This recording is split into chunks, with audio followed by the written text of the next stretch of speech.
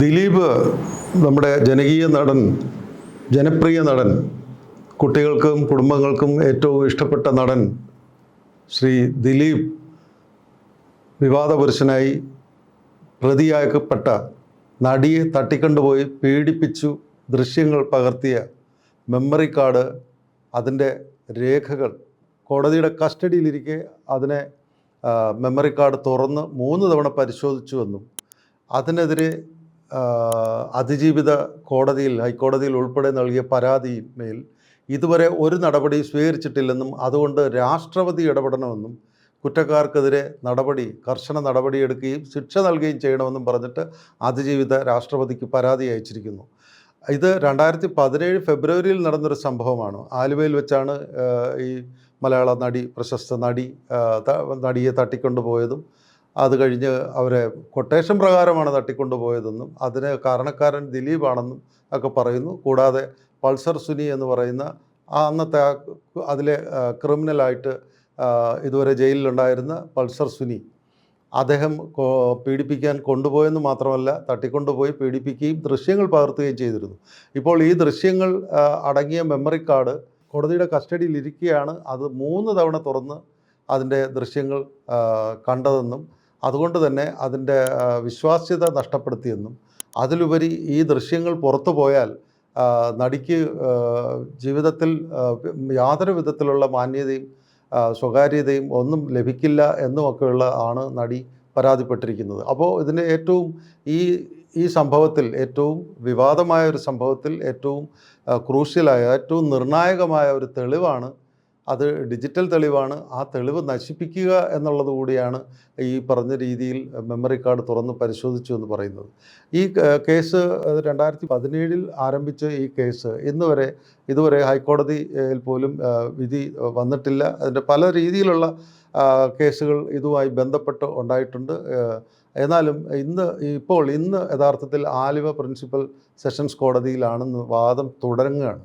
ഈ കേസുമായി ബന്ധപ്പെട്ട വാദം ഇന്ന് ആലുവ പ്രിൻസിപ്പൽ കോടതിയിൽ തുടങ്ങുകയാണ്. നമുക്കറിയാം, ഈ കേസുമായി ബന്ധപ്പെട്ട് ശ്രീമാൻ ദിലീപിനെ പ്രതി ചേർത്ത് തന്നെ കേസെടുത്തു. അദ്ദേഹം ജയിലിൽ നിരവധി ദിവസങ്ങൾ, ആഴ്ചകളോളം കിടന്നിരുന്നു.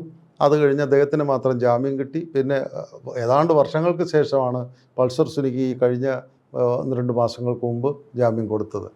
ഈ കേസ് വളരെ വിവാദമായിട്ട് കേരളത്തിൽ കത്തി നിൽക്കുന്ന ഒരു സാഹചര്യം എന്ന് പറയുന്നത്, ഇപ്പോൾ അതിന് ശേഷം ഈ കഴിഞ്ഞ വർഷത്തിൽ നമുക്കറിയാം ഹേമ കമ്മിറ്റി റിപ്പോർട്ട് വന്നിരിക്കുന്നു. സിനിമാ മേഖലയിൽ പ്രവർത്തിക്കുന്ന സ്ത്രീകൾക്ക് നിരവധി പീഡനങ്ങൾ നടക്കുന്നുണ്ട്. അത് പല രീതിയിലുള്ള ചൂഷണമാണ് എന്നൊക്കെ പറഞ്ഞിട്ടുള്ള ഒരു ഹേമ കമ്മിറ്റി റിപ്പോർട്ട് വന്നിട്ടുണ്ട്. അതിൻ്റെ പിന്നാലെ ഹേമ കമ്മിറ്റി റിപ്പോർട്ടിൻ്റെ റെക്കമെൻഡേഷൻസ് പ്രകാരം, നിർദ്ദേശങ്ങൾ പ്രകാരം പലർക്കുമെതിരെ കേസ് എടുത്തുകൊണ്ടിരിക്കുകയാണ്. പക്ഷേ അതിനെല്ലാത്തിന് മുന്നോടിയായിട്ട് സംഭവിച്ചതാണ് 2017 ഫെബ്രുവരിയിൽ ഈ പറഞ്ഞ നടിയെ തട്ടിക്കൊണ്ടുപോയി പീഡിപ്പിച്ചു എന്ന് പറയുന്ന കേസ്.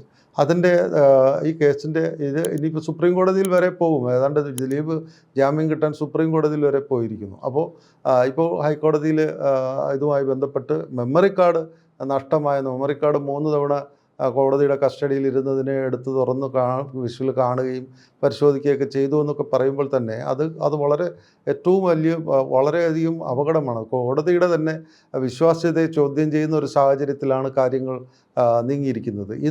ഇതിനെതിരെ നടി കൊടുത്ത ഈ അതിജീവിത കൊടുത്ത പരാതിക്ക് പോലും യാതൊരു വിധത്തിലുള്ള നടപടിയും കോടതിയിൽ നിന്ന് ഉണ്ടായിട്ടില്ല. ഏതാണ്ട് ആരുടെ കസ്റ്റഡിയിലാണ്, ഏത് കോടതിയിൽ അത് സൂക്ഷിക്കുന്ന അവിടുത്തെ ഉദ്യോഗസ്ഥരാരൊക്കെയാണ് എന്നൊക്കെ ഉള്ളതിനെക്കുറിച്ച് ധാരണയുണ്ടെങ്കിലും ആർക്കുമെതിരെ ഒരു നടപടിയും കോടതിയിൽ നിന്നും ഇതുവരെ ഉണ്ടായിട്ടില്ല എന്നുള്ളതാണ്. അന്വേഷണം നടക്കുന്നു എന്നൊക്കെയാണ് പറയപ്പെടുന്നത്.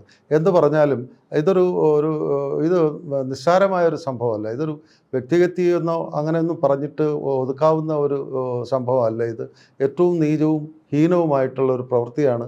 ഒരു നടിയെ തട്ടിക്കൊണ്ടുപോവുക, അത് കഴിഞ്ഞ് അവർ പീഡിപ്പിക്കുക, അതുകൂടാതെ എന്നിട്ട് ആ ദൃശ്യങ്ങൾ പകർത്തുക, എന്നിട്ട് അത് വെച്ചിട്ട് ചൂഷണം ചെയ്യുക, ബ്ലാക്ക്മെയിൽ ചെയ്യുക തുടങ്ങിയ കാര്യങ്ങളെല്ലാം തന്നെ ഇതിനകത്ത് ഇൻവോൾവാണ്. അവരുടെ ജീവഹാനിക്ക് പോലും അത് സാഹചര്യം ഉണ്ടാക്കാൻ ഉതകുന്ന രീതിയിലുള്ള പ്രവൃത്തികളാണ് ഈ പൾസർ സുനി എന്ന് പറയുന്ന ക്രിമിനൽ യഥാർത്ഥത്തിൽ ചെയ്തു എന്നുള്ളത് തന്നെയാണ് ഇതുവരെയുള്ള രേഖകളിൽ നിന്നും നമുക്ക് പോലീസിൻ്റെ റിപ്പോർട്ടുകളിൽ നിന്നും മനസ്സിലാക്കുന്നത്. പക്ഷേ എന്ത് പറഞ്ഞാലും ഇപ്പോൾ രാഷ്ട്രപതിയുടെ മുന്നിൽ വരെ ഈ കേസ് എത്തിയിരിക്കുന്നു. കാരണം അതിജീവിത എന്ന് പറയുന്ന ഒരു യുവതിക്ക് ഇത്തരത്തിലൊരു പീഡനം നടന്നിട്ടും കോടതിയിൽ നിന്നും നീതി ലഭിക്കുന്നില്ല എന്ന് പറയുമ്പോൾ അവരത് പറയുമ്പോൾ കൃത്യമായും ദിലീപിൻ്റെ പേര് അവരെടുത്ത് പറഞ്ഞിട്ടില്ലെങ്കിൽ ദിലീപിനെയാണ് ലക്ഷ്യം വെച്ചിരിക്കുന്നത്. ദിലീപിനെ ആ പേരിൽ തന്നെയാണ് ദിലീപിനെ അറസ്റ്റ് ചെയ്തതും ദിലീപ് കുറച്ചു കാലം ജയിൽവാസം അനുഭവിച്ചതും. എന്നാലും ദിലീപ് എക്സോണറേറ്റ് ചെയ്യപ്പെട്ടോ എന്നുള്ളത് ഇതുവരെ വ്യക്തമല്ല. കാരണം ഇന്ന് വാദം തുടങ്ങുന്നതേ ഉള്ളൂ ആലുവ പ്രിൻസിപ്പൽ സെഷൻസ് കോടതിയിൽ. ഇത് തുടർന്ന് ഇത് ഏതൊക്കെ രീതിയിലേക്ക് മുന്നോട്ട് പോകും എന്നൊക്കെ പറയുമ്പോഴും ഈ തെളിവ് എന്ന് പറയുന്ന ഈ ഡിജിറ്റൽ തെളിവെന്ന് പറയുന്ന മെമ്മറി കാർഡ് ഈ രീതിയിൽ ടാമ്പർ ചെയ്ത് പോയി കഴിഞ്ഞാൽ ആകെയുള്ള ഈ അതിജീവിതയ്ക്ക് ആകെ വിശ്വസിക്കാൻ, അതിജീവിതയ്ക്ക് വേണ്ടി കോടതികളുടെ മുന്നിൽ തെളിയിക്കാൻ പറ്റിയ ഒരു തെളിവ് അതാണ് നശിപ്പിക്കപ്പെട്ടിരിക്കുന്നു, അല്ലെങ്കിൽ ടാമ്പർ ചെയ്യപ്പെട്ടിരിക്കുന്നു.